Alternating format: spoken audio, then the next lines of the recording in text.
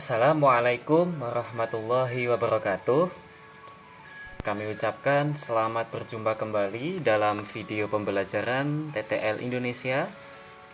Sekarang kita akan mengulas suatu bahasan yang istilahnya sangat penting ya menjelang UTBK, yaitu mengejar TPS kuantitatif UTBK dalam 20 hari ya. Jadi sebagaimana kita tahu UTBK semakin dekat, tapi kadang ada beberapa dari kita yang persiapannya ternyata masih sangat jauh nih. Bagaimana mengoptimalkan 20 hari menjelang UTBK ini untuk belajar kuantitatif sebaik mungkin. Nah, langsung saja. Teman-teman mungkin ada yang di sini nilai pengetahuan kuantitatif masih di bawah 500 ya. Nah, ini mungkin bisa menerapkan cara-cara yang kami sediakan. Jadi overall ada 6 buah tips di mana teman-teman bisa ikuti. Nanti kita akan bahas satu persatu ya. Oke, tips pertama adalah membagi seluruh materi TPS kuantitatif ke dalam 20 hari yang tersisa ya. Untuk teman-teman yang ujiannya tidak di tanggal 5 Juli, berarti teman-teman masih punya waktu lebih banyak ya. Yang paling penting nih, bagilah menurut kalender ya. Jadi hari ini, tanggal ini kita belajar bab ini, harus selesai. Besok belajar bab ini, harus selesai, dan seterusnya.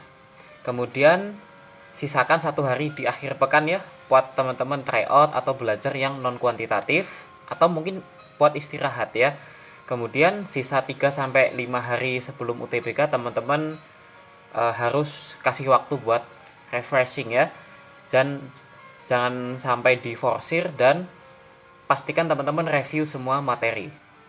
Kemudian gunakan cara belajar yang tepat seperti yang habis ada di slide ini, habis ini.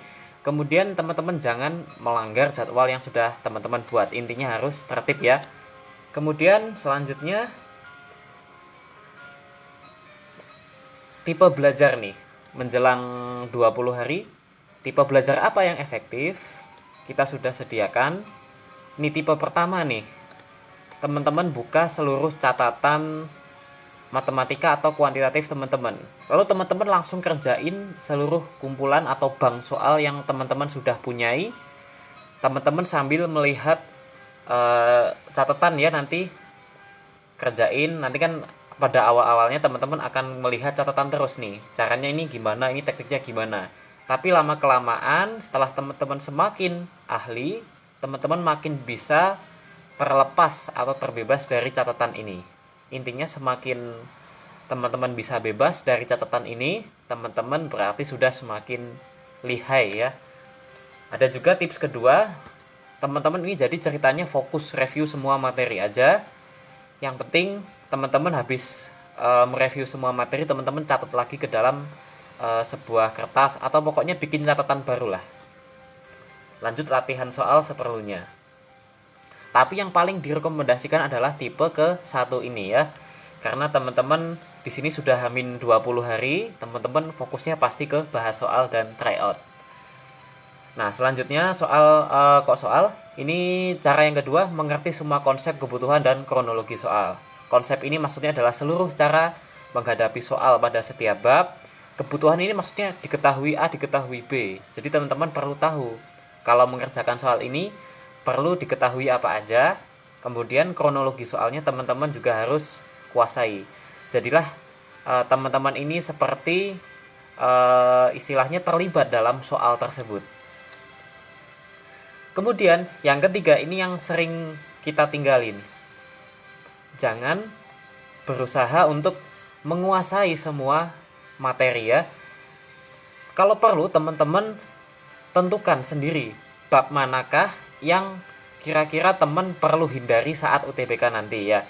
Jadi admin pribadi dan semua teman yang ada di sini, kita tuh bukan manusia yang istilahnya sempurna di sini menguasai semua materi ya. Jadi sangat sah kalau teman-teman ingin istilahnya meninggalkan satu bab tertentu yang mana benar-benar teman-teman istilahnya sudah kurang prospek untuk dikerjakan. Tentukan materi yang ingin dihindari. Nanti ketika di hari H ujian teman-teman tinggalkan materi tersebut ya, jangan dikerjain. Insya Allah itu lebih efektif. Jangan ngerjain semua soal ya. Nah, kemudian tips yang keempat adalah teman-teman jangan berkeinginan untuk mengerjakan seluruh soal ya. Jadi UTBK kuantitatif nanti ada 20 soal yang waktunya kurang lebih 32 atau 32,5 menit. Teman-teman jangan pernah punya niat untuk mengerjakan seluruh soal. Nah, soal-soal mana saja yang jangan dikerjain, yaitu seperti pada step sebelumnya, bab yang kira-kira teman-teman kurang prospek untuk dikejar, nggak usah dikerjain ya. Tapi kadang-kadang ada juga soal yang memerlukan penanganan lebih nih. Biasanya kok nggak kayak gini tipe soalnya, kok kelihatannya kalau dikerjakan kurang prospek. Nah, itu teman-teman bisa juga meninggalkan. Yang paling penting jangan pernah mengejar atau memaksakan 20 soal ini harus dikerjain semua. Kemudian tips yang nomor 5, kenali kesulitan soal dan durasi. Jadi masing-masing soal ini diciptakan dengan durasi penyelesaian yang berbeda. Apapun babnya, apapun teknik pengerjaannya, pasti durasinya berbeda. Teman-teman bisa aja menemukan soal yang istilahnya bisa teman-teman kerjakan dengan benar, tapi ternyata makan waktu 3-5 menit. Nah, ini kan tidak prospek. Nah, akhirnya teman-teman jadi kehilangan waktu banyak. Nah, itu ditinggalkan aja. Teman-teman fokus ke soal yang istilahnya memerlukan requirements yang tidak berbelit-belit ya, sehingga teman-teman bisa hemat waktu dan mengerjakan lebih banyak soal. Misalnya nih, kita sediakan contoh kasus untuk durasi waktu ya.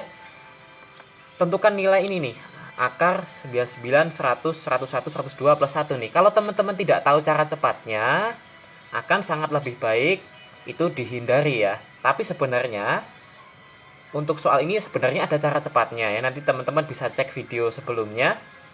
Kalau teman-teman tahu cara cepatnya, itu keuntungan besar buat teman-teman. Juga ini nih yang bawah, akar yang jelimet ini.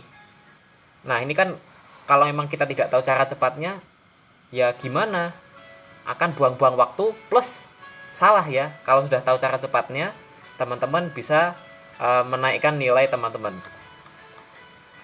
Kemudian sesuaikan potensi dan pilihan jurusan ya. Kenapa backgroundnya masih waktu? Karena teman-teman mungkin sekarang ada yang belum memilih jurusan atau prodi, tapi juga sudah ada yang milih. Teman-teman di sini perlu sadari bahwa apapun atau berapapun nilai UTBK teman-teman itu pasti akan bermanfaat ya. Untuk ujian mandiri perlu, kadang-kadang ada yang perlu UTBK. Kemudian teman-teman jangan merasa kalau misalnya, oh saya sudah terlanjur milih pilihan jurusan yang berat, saya pasti akan gagal. Tenang saja, jalan itu bukan hanya satu. Insya Allah ketika ujian mandiri nanti teman-teman akan bisa menyesuaikan pilihan jurusan nanti. Kalau misalnya pas UTBK ini teman-teman milih jurusannya ketinggian. Oke, sekian dari admin, semoga bermanfaat. Wassalamualaikum warahmatullahi wabarakatuh. See you next time ya.